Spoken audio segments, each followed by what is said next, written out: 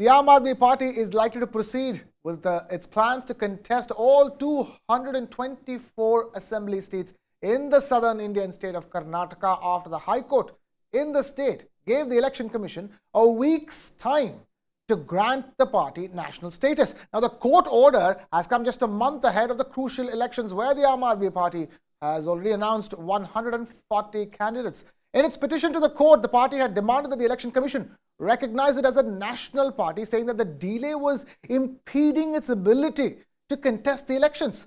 Citing its performance in Delhi, Punjab, Goa and Gujarat, the Aam Aadmi Party's petition stated that it had fulfilled all the criteria for becoming a national party, but was denied that status by the Election Commission. Let's now take this across to Rajya Sabha MP and Aam Aadmi Party spokesperson Sanjay Singh, who expressed his frustration with the delay. Let's listen in. जब 4 राज्यों में हमको 6% से ज्यादा vote मिल गया, और सिर्फ 6% का सवाल नहीं है, 2 राज्यों में हमारी सरकार बन गई। गुजरात में हमको 14% वोट और 5 सीट मिल गई। गोवा में हमको 6.5% और 2 सीट मिल गई। तो तीसरे दिन ही चुनाव आयोग का पत्र हमारे पास आ जाना चाहिए था कि आम आदमी पार्टी राष्ट्रीय पार्टी बन गई। इसमें तो कहीं कुछ और दिमाग लगाने की जरूरत ही नहीं थी। लेकिन क्या है कि चुनाव आयोग काम कर रहा है मोदी जी के इशारे पर। चुनाव आयोग चल रहा है भारतीय जनता पार्टी के हिसाब से। कर्नाटक के चुनाव में आम आदमी पार्टी को राष्ट्रीय पार्टी का दर्जा होने पर जो सुविधाएं मिलनी चाहिए वो सारी सुविधाएं मिलती, आपने नहीं दिया। इसलिए हमारी इकाई वहां पर हाई कोर्ट में गई है और निश्चित रूप से इसमें हमें राष्ट्रीय पार्टी का दर्जा मिलेगा ही मिलेगा, क्योंकि हम सारे मानक पूरे करते हैं। Now, bear in mind, just last week, the Chief Election Commissioner Rajiv Kumar, while announcing the dates for the Karnataka state elections, had said that the Aam Aadmi Party's status as a national-level political organization was, quote-unquote, under review. But the Aam Aadmi Party argues that despite the representation it made to the poll panel in the month of December last year, as well as the reminder it sent in the month of March this year to the Election Commission, no decision has been taken up until now. Now, since all the criteria that it takes for a political outfit to become a national party seems to have been met, what exactly explains the delay on the part of the election panel? Was it a mere technicality, or perhaps an administrative lag? Or was the Election Commission of India simply dragging its feet like the Aam Aadmi Party alleges? We're now being joined by political editor Brijesh Pandey in the studio, and we also have Mr. Sukumar Patjoshi, senior advocate of the Supreme Court, joining us live on this broadcast. But first, let's take this across to Brijesh Pandey. Brijesh, the Aam Aadmi Party making its stance very clear. The facts are on its side. It has given all the documentation that's required. It has made all the representation. It has sent a reminder as well. And, it seems to be, standing firm on its stance.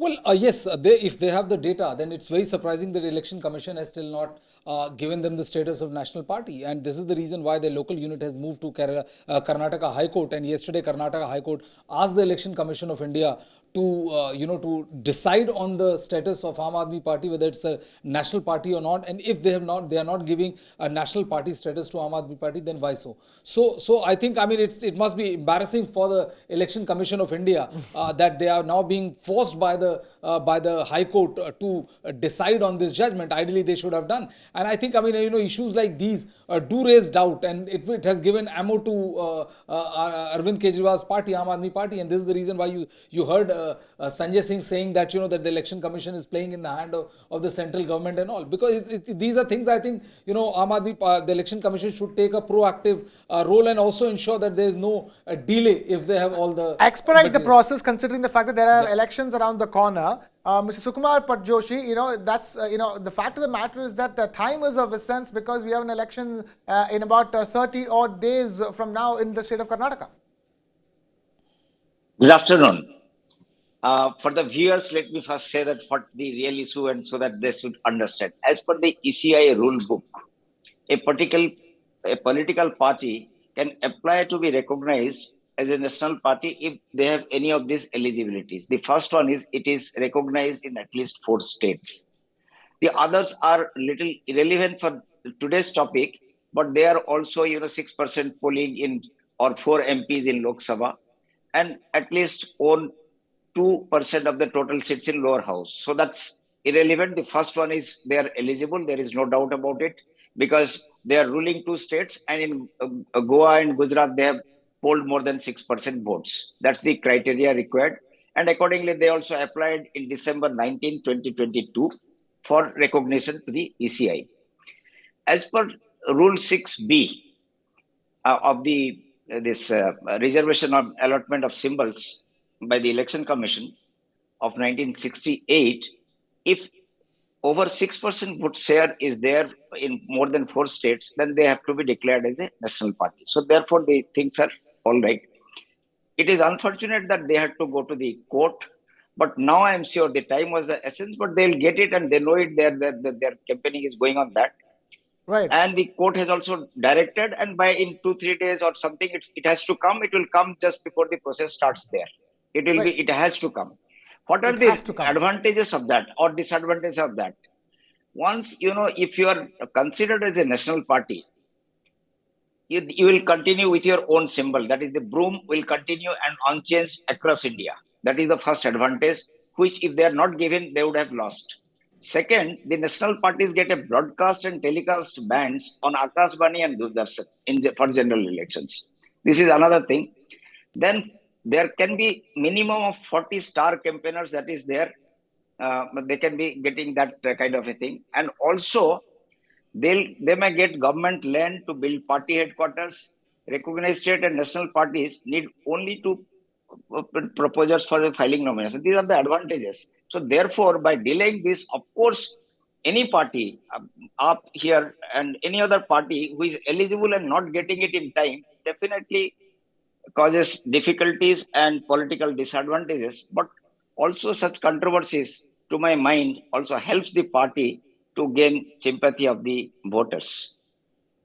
Right, sympathy of the voters. I'm going to bring this back to Brijesh Pandey. Yes, it's going to come through is the word coming in from Sukumar Pat Joshi, senior advocate at the Supreme Court. But the fact of the matter is that, do you think that this entire wrangling with the Election Commission, up until now, will hurt the Aam Aadmi Party's chances at the ballot box? No, it's not going to hurt Aam Aadmi Party's chances at the ballot box because Aam Aadmi Party is not that big a player as far as the state of Karnataka is concerned. It is it's a tri-party fight, with the main party. No, fair enough. I mean, I'm asking from that perspective. It's not a big party, but whatever chances that they had. But the reason is, as our guest said, that if you are eligible for the status of national party, then why you be denied of it? And there is no explanation on the part of the Election Commission. Yesterday we were also discussing one fact that, that the BJP or other parties were harping about the instant disqualification of Rahul Gandhi. But when it came to Lakshadweep MP, when there was a stay put on by the High Court, the secretariat, the Lok Sabha secretariat didn't reacted with the same kind of alacrity with which it did when in the case of Rahul Gandhi. And it's only when he went to Supreme Court, hours before the hearing could come up for the case could come up for hearing, he was instantly reinstated as a member of parliament. So I think it doesn't put that organization or an institution which is revered by many in good light. And I think this is something which the ECI should have avoided at all cost. It has given Aam Aadmi Party an ammunition to cry foul, and this is what they're doing. This is what they're doing, hitting out at the BJP, calling Election Commission somebody who's working at the behest of Bharatiya Janata Party. I think all this can very easily be avoided. Yeah, this could have very easily been avoided, especially, by taking it to the court. It puts a strain on the image of the Election Commission of India, doesn't it, Sukumar Pat Joshi? Yes, I believe. In fact, but it has withstood all, it has withstood all the adversities. And in fact, Election Commission is very robust. As you know, immediately after the independence, the way they conducted elections and ever since then, it's expanding every now and then. And also all the elections are very fairly conducted. So therefore that you have to give. This may be some lapse definitely, but I still do not doubt their integrity and the autonomy of Election Commission at all. There is no question. This may be something, because they say that it needs review. I don't know what exactly. We have no access to those materials. And on plain and simple, seeing that requirement of law, that they should have been recognized. That's what I'm saying. But they must have some points to be for consideration, which took time. So therefore, but one of instance should not put them in that kind of a bad light. And this is an organization independently held, and ever since, in fact, for last at least 15, 20 years, they have grown strength to strength and have proved to be one of the most vital constitutional democratic institutions. And therefore, I really do not blame them for that, and do not take that as a um, uh, adverse remark as to be very material in this. And they could have avoided. I don't know what are the considerations. I'm sure they must be working on it.